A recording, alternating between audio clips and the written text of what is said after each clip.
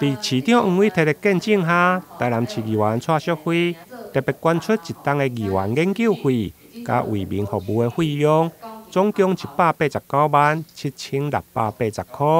要来帮助弱势学童的营养早餐。伊的起心动念，就是伫咧选举期间，看到真侪弱势学童因为无食早顿去学校，因此伫即届当选以后，就决定捐出第一档的议员所得。是安尼有即个起心动念吼，我想伫咧选举当中，阮行基层的时阵，我嘛曾经看过迄囡仔有可能完全拢无食早餐，伊就去到学校，然后阮伫学校咧拜票上，我就问囡仔讲：你敢有食早餐？他们会用一个很默默的眼神看着我们。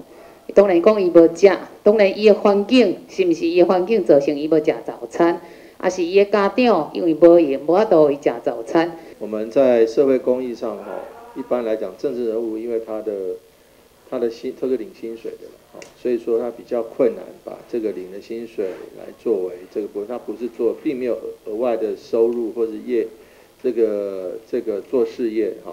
那当然蔡淑惠议员有这样的心，而且他是在选后，他不是在选举中做承诺他选后才做的那真的特别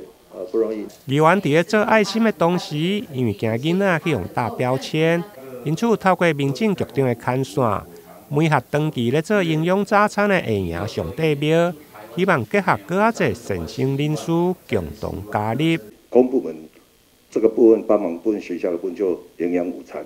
但是营养早餐的这个部分呢，说实在我们公部门也没有这个能力去做这部分所以就是需要的讲民间一个这个力量考虑到学生的感受问题，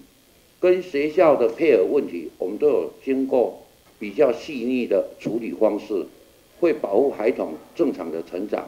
个人善心一出，台南市商会理事长宋俊明嘛自掏腰包，将善款投干200万，全部捐予会员上帝庙，来做弱势学童的营养早餐。